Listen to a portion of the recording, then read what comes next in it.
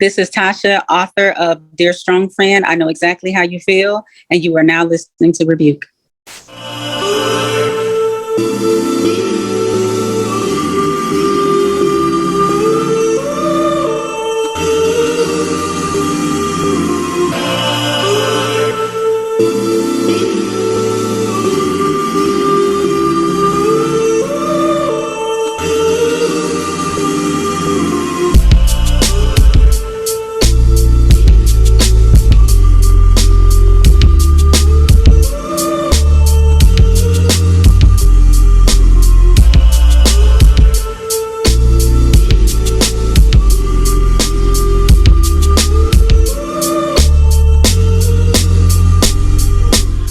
Hello, everyone. This is Marcus, and you're now listening to Rebuke. This is now the 57th episode, and I know I've been taking a long break, and for personal reasons and stuff like that.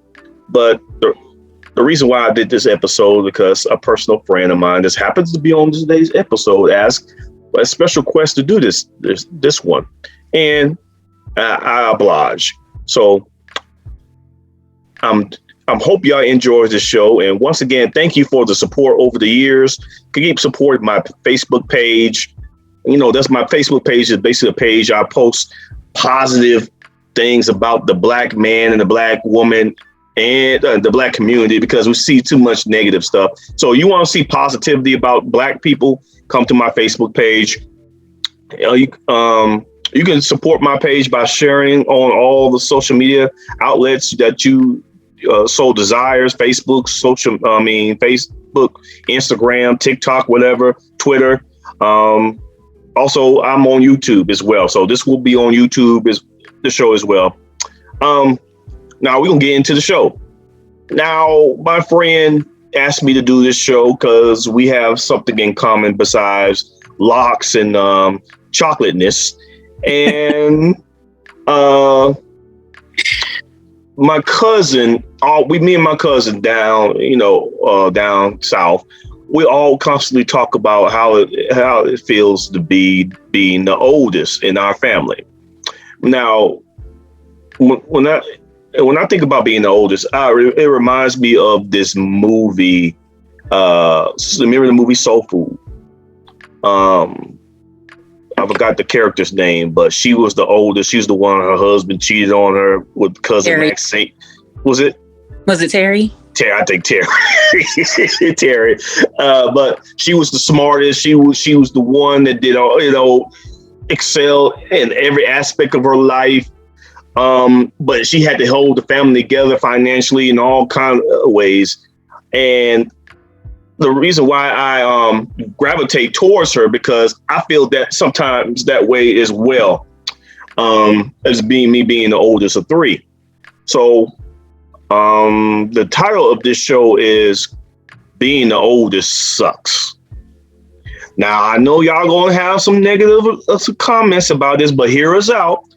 Once we finish doing this episode, you're going to understand that, it's not all roses and tulips and, daisies being the firstborn out your mother's womb. So let's get started. I'd like to thank my guest. And this is about her third or fourth time on my show, Natasha. And she's any more appearances, she's going to be having a W-2 form and filing taxes. Accurate. Welcome to the show. Now let's get into it, man, because I can't indulge in this. What was it like being the oldest in your family? It was a lot of responsibility, and it was a responsibility that I didn't ask for, and it was a lot of responsibility that I didn't have a choice but to do. So because I'm a girl, I didn't really become quote unquote responsible for like my brother until we got older, but I became everybody's babysitter. And it didn't matter if I wanted to do it or not. You the oldest, so get over it. We trying to be outside or whatever we trying to do. You the oldest, so you have to watch all these kids. And that's just what it was. So it was just a lot of responsibility, a lot of pressure because, it's a lot of lives. But I mean, outside of that, just the concept of being responsible for everything, no matter what that looked like, not just other people's kids and not just necessarily my brother, but just everything. A lot of responsibility just fell in my lap. And it was just one of those things that you just had to adapt to. And a lot of people think that, being the oldest, oh, they're just naturally responsible, or, oh, they're just naturally independent. Sometimes you don't have a choice but to exhibit those characteristics because you were thrown into it. So. Me being the oldest, I felt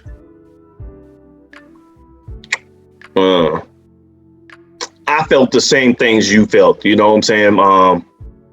There was a lot of opportunity. I think I missed out on a lot of opportunities because of me being the oldest. And me and you have another thing in common, that we're Army brats. So that makes it even worse. I missed out a lot of opportunities because my dad was stationed in West Virginia one couple years, and then we lived here in Alabama. And like you said, I had to babysit my brother and sister, whereas I should have been trying out for football or basketball and all this other stuff. And my friends were wondering why I'm so mature. Being the oldest, I'm extra mature. It's because I had to do some, I wouldn't say manly things. I had to suck it up and learn quickly. I had to learn how to cook quick because my mom was working to midnight. I burned some beans and some pancakes along the way, but I had to learn quick to be able to cook for my siblings and stuff like that, and hold down the house and all that. So yeah, being the oldest, it comes with some responsibilities, and sometimes being the oldest, we're gonna elaborate a little bit further on it. Sometimes I felt ignored or not appreciated is the word for me. Not appreciated, not depreciated. But we're gonna go into that a little bit more. Like so I'm gonna skip this. I don't know, because I don't want to know if I want to skip this question now, because this next question is, what are the pros and cons of being the oldest? But the only pro I remember being the oldest is getting a bigger pork chop and some extra macaroni cheese on my plate. But I don't know, that's something for you. I struggled with this question a lot too, because I was trying to be objective and not of like being in my feelings, but I still struggled to think of a pro. And I mean, there were some things like there was just certain things I got to do and my brother didn't get to do, but I don't know if that was necessarily an oldest thing or because I was a girl, so I'm not quite sure on that one. I got a laundry list of cons, but the pros is a very difficult thing to, I'll say this, the biggest pro that I can think of, it affects me now as an adult and as a parent, is that I can be there and be supportive of my son, my oldest son, because I can recognize when he's struggling with that dynamic versus something else. And so I always pull him to the side and say, Ricky, like this, I get it. I was the oldest. And so there are certain things that I just had to go through. I don't get to learn from other people's mistakes. Like your brother gets to learn from yours and my brother learned from mine. I had to just make them and then just suffer the consequences and, get over it. Whereas, the younger ones don't necessarily have that downfall. So that's probably the biggest pro that I can think of, is it just helped me be more relatable to my oldest child. That's great. I'm gonna have to say the same thing, because I don't have any children, but I have abundance of nieces and nephews. And I kind of gravitate towards the oldest. For some reason, I gravitate towards the oldest, and not because I show favoritism towards them, like they're my favorite. I gravitate towards them because I know the responsibilities and the things that my sister or my brother is going to put on them because of Yep. what they learned from my mom and with my mom and father. And I'm trying to be like, yo, man, it's okay. I know that they hard on you, extra hard on you, but it's gonna be all right. Just be a kid and all the other stuff. And like I said, but I struggle with this question too. I'm like I said, I'm trying to think of pros of being the oldest. I went all the way back, and Yeah. I'm like, I really didn't have a pro of being the oldest. You know what I mean? Uh, Besides, you know what I'm saying, receiving things first, but that's just natural order. You're gonna receive, of course, you're gonna get the car first, you're gonna get your Right. license first, but that ain't really a pro. So like you said, the cons, you could have a laundry list. Yeah. So give me a couple of, I know you got a laundry list, but give me a couple of your cons when you growing up being the oldest. When I was growing up being the oldest, one of the main things that was a struggle for me was just being expected to know things. It might have been an oversight, or it could have just been she just wants to figure it out type of mentality. I'm not really sure. We never really had this discussion, but there was always the expectation that I was just supposed to know because I was the oldest. And because I was the oldest, there were no room for mistakes. So it was like, you're the oldest, act like it, be accountable, look after these kids, make sure, it was just a bunch of pressure where it was just kind of like, why is there no room for me to, like, when anybody younger than me made a mistake, it was, we need to sit down and we need to figure this out. If I made one, all hell broke loose. And yeah, for real. And it got real. And then it got to the point where then we started getting condescending, and then we started like attacking intellect and just kind of making little snarky comments like, I guess, you finally got it or something like that. When it was like, I finally learned because then nobody teach me. Like, so there was always the expectation of knowing, and with very little to no guidance. So that was the probably biggest con for me. Right. You already touched on it, and touched on the next question, and that is, and I did to the audience, I did have another guest, but she was having technical difficulties. So we shout out to Nakia Benson. Hopefully, Accurate.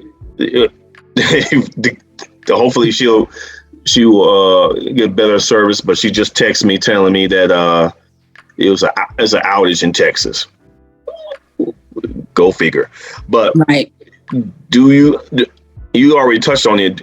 Do you feel any added pressure being the oldest, and why? I'm gonna start it off first since the key's not here. Then I'm gonna allow you to answer. But I felt added pressure because of being the oldest, because like you said, the accountability, responsibility, trying to set the standard for the other one, so that what I'm saying, and it doesn't help that you come from a religious background either. So now you got the religious aspect from it attached to it. So now I gotta be damn Superman. I can't mess up. There's no room for error. I can't hang out. Mom says 10. Everybody's I can't hang out past 10:05 because I ain't trying to be an example in front of my brother and sister. You know what I mean? Because my parents will make an example out of me. So I guess the pressure of trying to live up to the family name. I don't know if you felt that way, but I felt that way. You're Jones. You got to, make sure you represent us right as being the oldest. So I gotta talk right, walk right. What I'm saying, with even, I remember, I think when I went over this girl house. I was in high school. I went over this girl house, and somebody snitched on me and said I was over the girl house, and my parents had a family meeting. I'm talking about, my God. I had a family. We didn't have sex or anything. We kissed, whatever. But somebody snitched and said the black truck was over this girl's house. And I'm talking about, we had my parents and this girl parents met, and nothing bad had came out of it. But the expectation of me not being able to kiss a girl without being snitched on is crazy. You know what I mean? So and like, not only that, I gotta have this response. No, I can't have girls over. You know, Right. I can't go over a girl's house. So that's the con. I mean, the thing, pressure I felt like, man, I got to live up to these religious standards and these family name standards, and then my friends also know I'm very religious. I come from a religious family, and I'm military family. So the pressure, I can't do nothing around them. Oh, Marcus, you know you can't do that because your parents. You know, I can't just be me. There's no room for error. Ooh. So there was no room for error for me being the oldest and coming from my family background. What about you? Want to elaborate anything about the pressure? When you said you couldn't be you, like that was the story of my life. I learned how to disassociate through reading. I'm an avid reader. I read all the time. But when I was younger, it was so I could have some sense of me, something that was just mine. Everything had to be shared. Everything, like it didn't even matter if it wasn't even like appropriate. So like, for instance, when my friends used to come over and we used to have sleepovers, and then my brother would want to come in the room with us. Why? A room full of girls and you're like 9, you know, and my mom would be like, oh, he can go in there. And I'm like, for what? Like, you know, it was never a space for Tasha to just have something that was just Tasha. And so it was, yeah, you really hit the nail on that one. So I did a lot of reading, a lot of dissociating, and it took me a long time to learn how to like not go all the way in to find some type of solace, like to find other things that could bring me peace. That took a long time, but yeah, that was probably by far the hardest part. Was always having to get it right. You know, it was just that. So then you carry that over into other aspects of your life, and then you start developing these habits and you know these reactions to whatever, if you didn't get it just right, or if it wasn't perfect, or if it wasn't, you know, what it was quote unquote supposed to be. That was just a lot of, yeah, it was a lot of pressure. It was not mentally healthy either. You know, I don't, you know, as I grew and as a therapist, you know, as I got further along in that journey, I started realizing like, damn, I've really been like depressed my whole life. You know, I didn't like, I, for the most part, can pinpoint that, yes, I've had anxiety for like the majority of my life, and I didn't know it was anxiety. I just thought that my chest felt funny. You know what I'm saying? I just thought, you know, whatever. And then when I started getting into spirituality, I just thought my heart chakra was closed. Like that was what I was thinking. So I was really confused when I went to an energy healer, and they were like, no, your heart chakra is wide open. It's fine. And I'm like, because my chest, like I can always feel. And then as time went on, I'm like, oh, okay, this is anxiety. Okay. Oh, this is depression. So now I have to be really careful because I can spiral really fast. And one day I'm fine, and the next day I can't get out the bed. And I didn't know what that was like my whole life because I never had time to process it. It didn't matter what I was going. I was told, you don't pay bills, you don't have problems. So I learned real early that you don't have, your problems don't matter. I'm not going to, I was well aware that I had them, but I was also aware that nobody cared. Wow. So, you know, it was like life has to go on. Nobody really cares. You're 15, 16, 17. You're going to have to get over it because I'm going through my own shit. And my mom didn't do the whole like work 4 or 5 jobs thing. She worked at Boeing. She was straight, her 9 to 5. But after work, it was like, okay, so now it's my turn to be depressed. And I can't really help you right now. As an adult, I understand, but it didn't make sense. You know, it's like, I can't really help you right now, but you still need to take over the household while I go in here and handle it how like I need to handle it. And so, yeah, it was. So then essentially I just became the younger version who just had to push through because I didn't have the support. Right. Did you ever get jealous or feel some type of way about your siblings and how they were treated differently from you? You know, not really. The only gripe that I had was that my brother, if he asked for something, he got it. It didn't matter what it was. If I asked for something, it was a complaint. It was some type of gripe. It was some type of inconvenience. It was some type of burden. And it was just like, damn, okay. But, when we got older, I asked him I was like, do you remember this? Because I want to make sure that what I'm hanging on to and angry about really happened, or was that just my perception? And, and me and my brother had a discussion around that.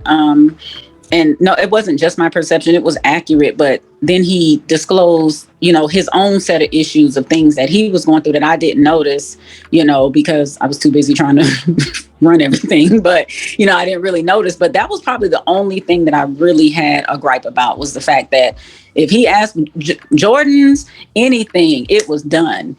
I'm like, can I get this $6 pair of kids from Walmart? And it's like, oh, my budget and so it was, yeah. Yeah, I never felt jealousy or anything, but I noticed, like you said, the difference of treatment that my brother and sister received. Mm-hmm. And I remember, like, one time I just bought this house. The house I'm in now, I just bought it, and so my birthday's in December, and I got a gift card, so I'm up here thinking that, I'm going to get me a nice, amount of money for this gift card. Man, they gave me $35. I'm like, man, what I'm going, I can't even go on a date for $35. But, and I'm thinking about all the things my father and mother has done for my siblings. I mean, for their kids, their grandkids, and all this other stuff. And I'm like, you can't even give me a $350 gift card. You know what I'm saying? For not being the trouble child. And that's my gripe. I never was jealous. And now I think about it.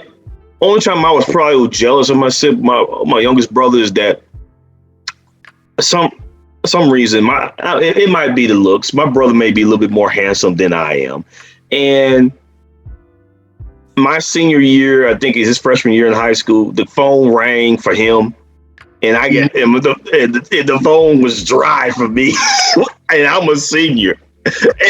I'm like, oh my God, the phone was dry. We weren't in yet.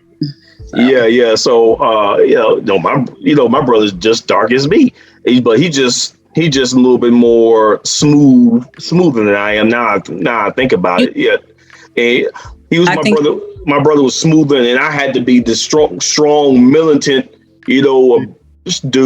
And ladies wasn't feeling that. Well, I think it was just a matter of your brother had the luxury of being expressive. When you're the oldest, you don't get that luxury. You got to harden, and you got to harden fast, because you're getting it from everywhere. Like I don't know about you, but I know I was already getting bullied at school.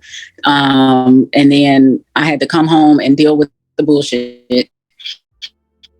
And then, and whatever else came with that. You got to harden really fast when you're the oldest. You don't get the luxury unless you come from a healthy dynamic, then maybe. But when you're not necessarily from the most healthy dynamic, you got to harden, and you got to harden fast, because you especially for oldest daughters, you become the secondary mother in the household, whether you want to or not. It doesn't matter. Once you are born, you are mom number 2. And then it doesn't help if mom goes out to pop out 6, 7, 8 more. Then but greatly, my mom only had 1 more after me. But there are people out there who know that they can't handle all of that. And I'm not even talking about financially, just in general, can't handle all that. But steady having kids, and once that oldest girl hit, it's over with. Because mom, I don't know if this is just something that clicks or if it's a subconscious thing. They just kind of take a back seat, and they just kind of like, whew. I'm relieved because I finally got some help, and it's like, ooh, let's rethink this. But that's how it works sometimes. Yes. Now I want to expound on what you said earlier, just now. On this question, next question: do you feel often ignored, especially if you're the successful eldest child?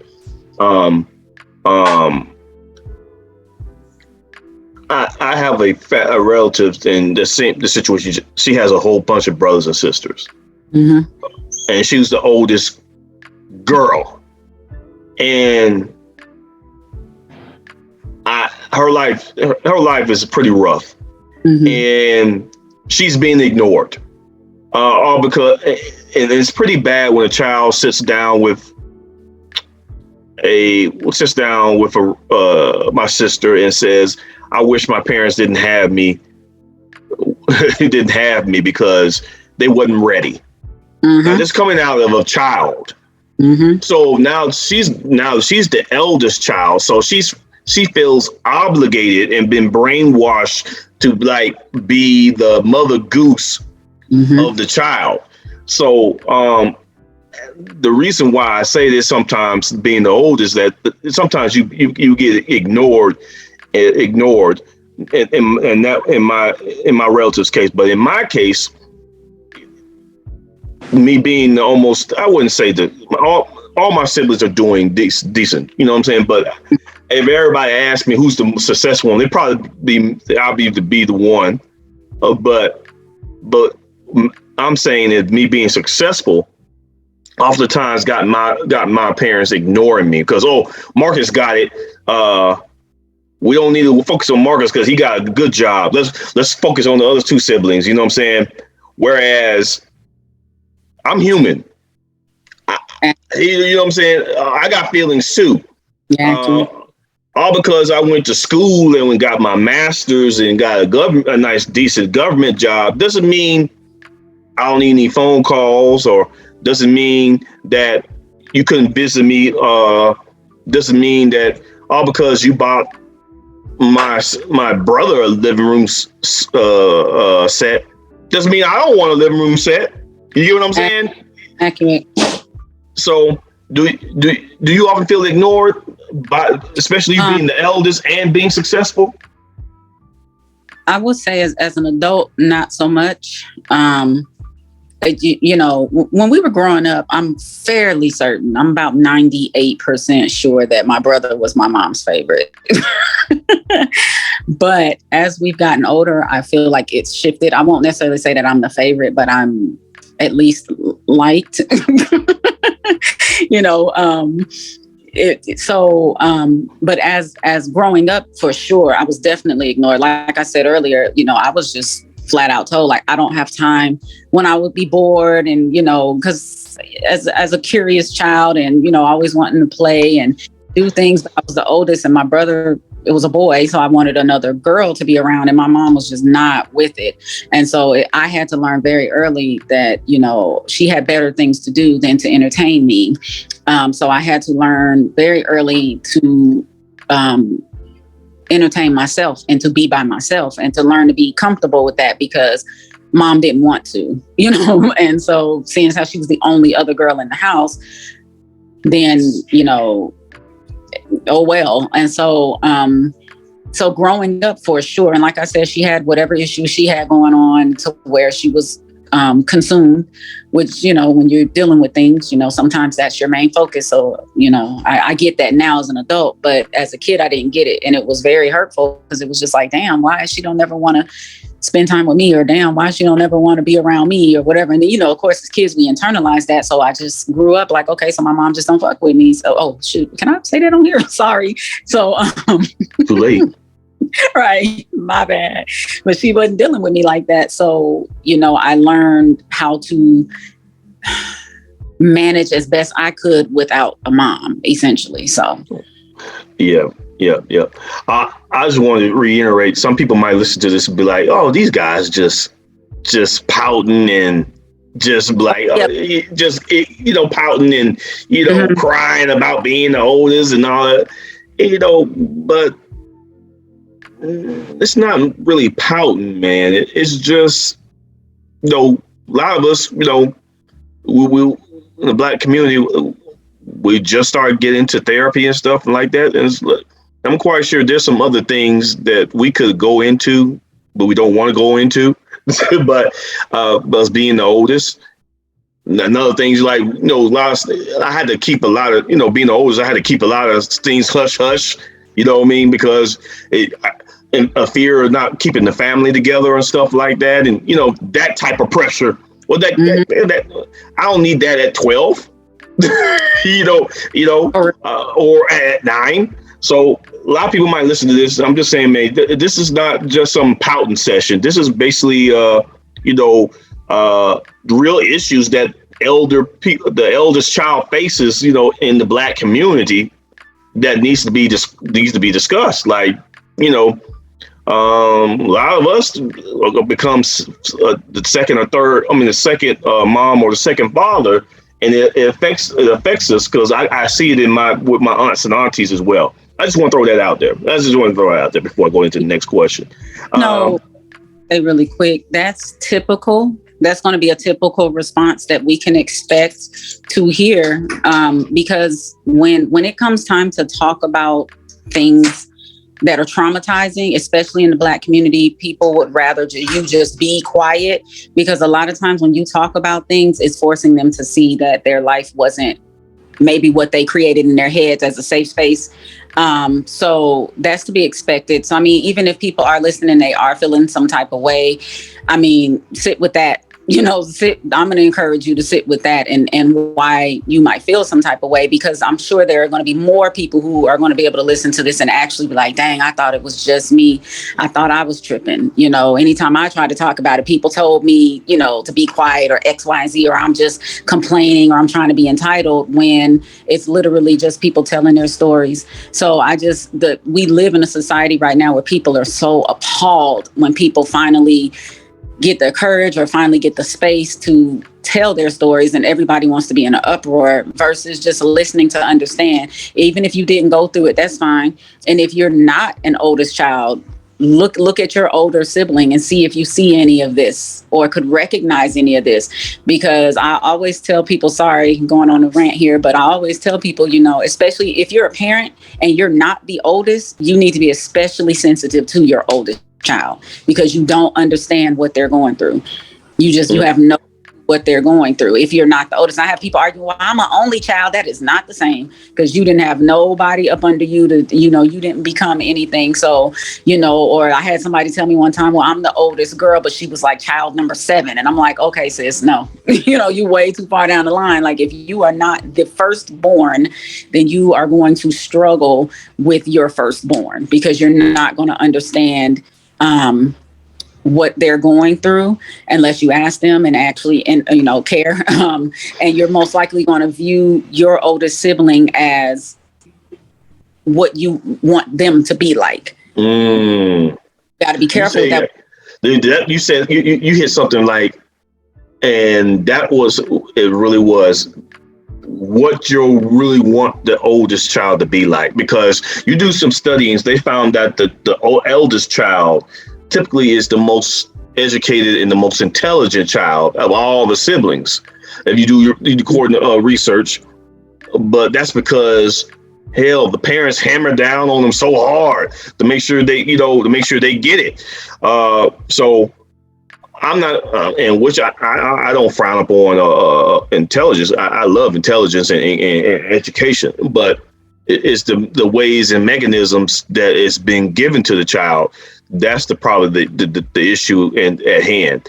So now let's go into this, because you said you were a therapist. So this question is especially for you. So I can't answer this or expound on this. Okay. You said that some of your clients' kids are having issues. Most of them are the eldest child. Why do you think that the oldest child is facing the majority of the dilemmas versus the middle child or the baby child or whatever?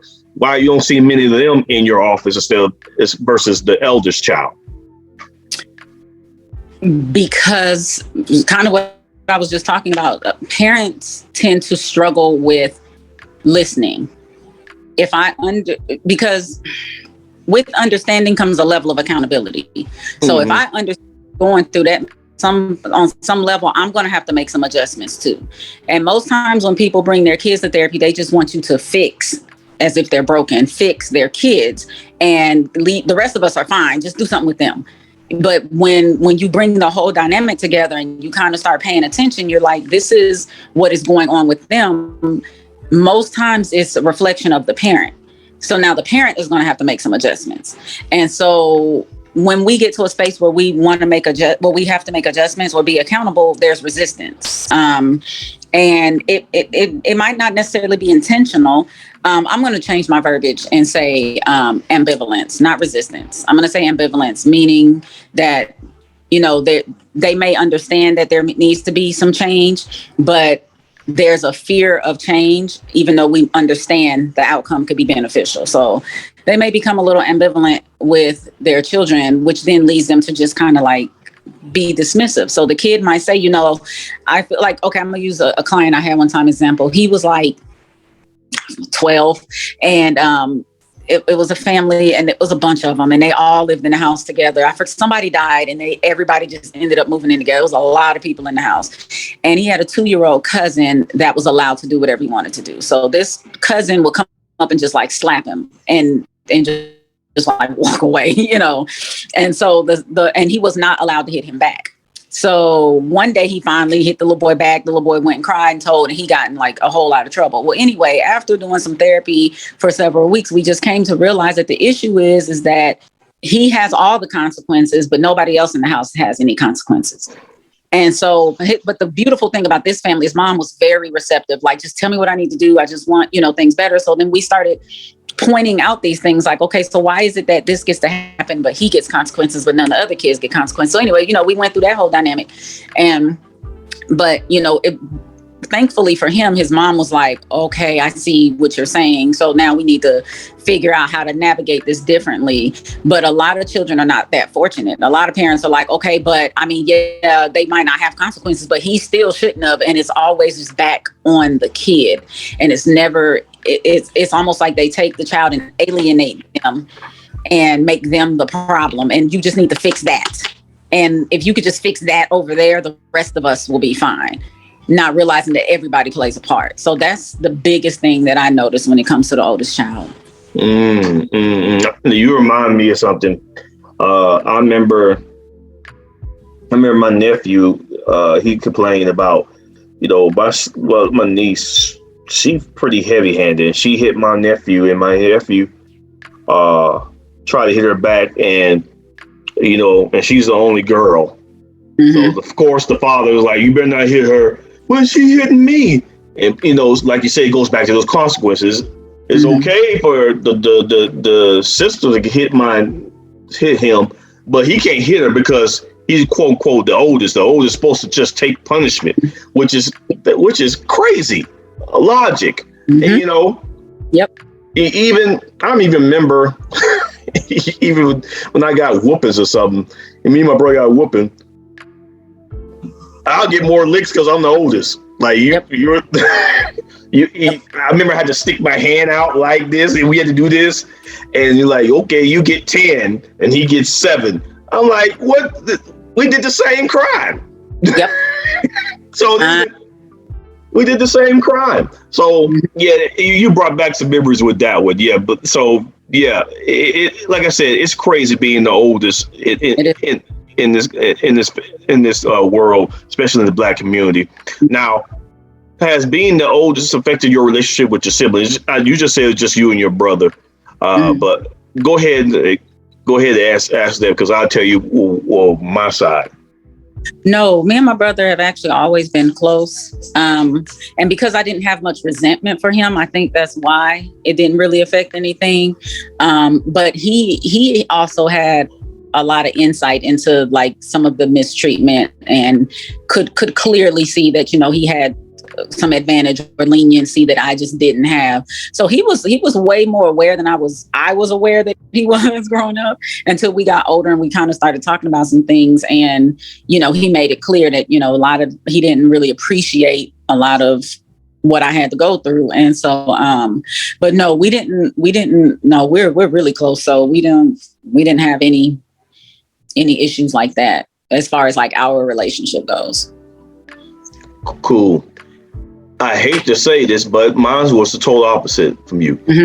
I'm the eldest of 3. Me and my brother are not as close as we should be. Okay. And that's because of the way we were raised. So I was raised in like that super religious military background. soldier mentality. If you know me, you know, then be like, oh, I understand. A lot of people don't know me. If you don't know me and you talk to me like, well, man, who's this nigga? Then you know what I'm saying. But if you know me, like, oh, it clicks. You know, if you, oh, I see how he's raised. It clicks. So I was raised that way. My brother acts the total opposite of the way I was raised. So I view him as a rebel, and we kind of clash. We kind of clash. A lot. So so we just start getting better in our relationship. So and another example, me and my sister, we've been pretty cool. Based on my reputation and stuff, there's something happened with my sister. I know my sister got pregnant, and you know how it is, and you know, in the Black community, getting pregnant out of wedlock and stuff. So you know, they hammered on her. You know what I mean? Based on my reputation, I was the very last person to know that she was pregnant. Because they know that Marcus have this high expectation of the people that's around him. That's not just my siblings. Even with you, I have high expectation because you know we're friends. I don't expect you to do certain things but that's not. Is that realistic, or even that is that even fair to you? You know, but that's just how I think. You know what I mean? So I have these expectations of people that I view that should excel at a certain level. And I was shocked that I was the very last one to find out she was pregnant. And she was scared to tell me. She was scared to tell Big Bruh. Like, me and my sister, we talked about, she's an AKA. You know, I help her out, talked about Greek life, or talk about stuff like that, talked about how to maneuver this and help her with issues, issues when she was, bumping heads with my mom, but she couldn't get to the grasp to tell me that. When she finally told me, she was crying on the phone, and I was like, sis, it's okay. It's okay. My dad told me, but it kind of startled me like, damn. People are scared to actually tell me that they messed up, Yep. And I'm gonna let you finish.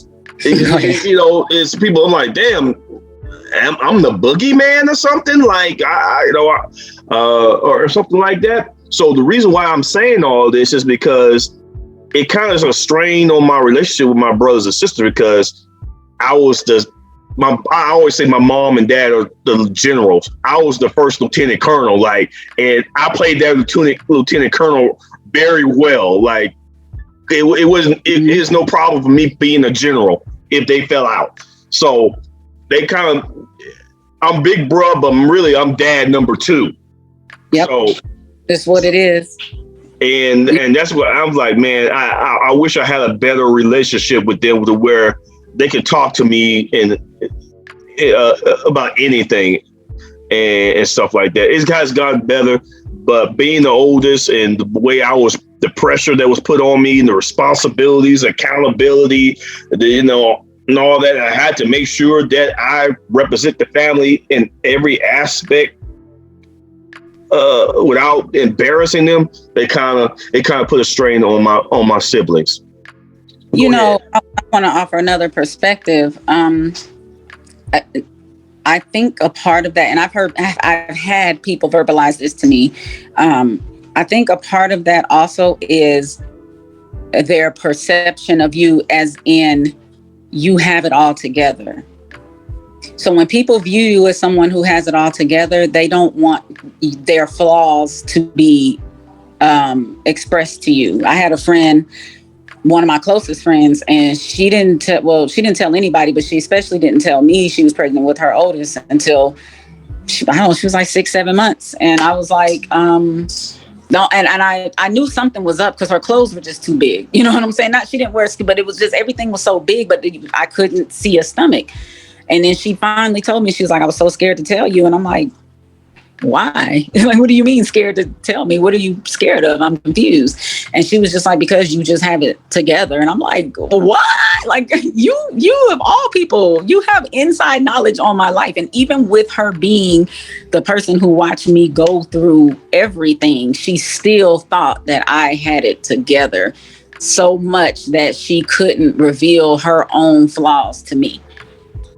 And so sometimes it's not necessarily like, is it me, or, how I am or whatever. Sometimes they see you in such a high regard that they just couldn't bear to disappoint, even though you're over here confused, like, why would I be disappointed? But to them, an impact has been made, and it's rough for them. I got you. I was going to elaborate there, but I'm going to say this point for the closing. The last question is, what advice would you give or tell parents on how to treat the eldest child? Like you said, you have two boys, so you have experience in this. But what advice from a mother and a therapist would you tell parents how to treat the eldest child? Because, they be like, I treat all my children the same.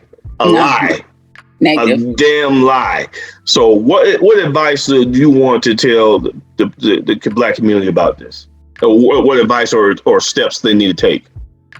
I think first things first is that people need to be real with their expectations. You can't run around here and designate your child head of the household when you're not around, but then they're supposed to stay in a child's place when you are around. You're going to have to pick. Hey, stop. Man, repeat that again for the people in the back. Go ahead and start over again. If you're going to, you're going to have to pick which one you want your child to be. Do you want them to be a surrogate you, or do you want them to be your child? You can't have both. So if they're going to be a surrogate you, there are going to be times where they're going to challenge you. They're going to have questions. They're going to have opinions, because they're running things behind the scenes when you're not around. So you don't get to come in and just uproot everything that they've worked, the dynamic that they've worked to keep the ship running while you were gone. So you need to pick one. Either they're going to be the mini adult of the household, or they're going to be your child. And if you out here having a whole bunch of kids, they are not your free babysitter.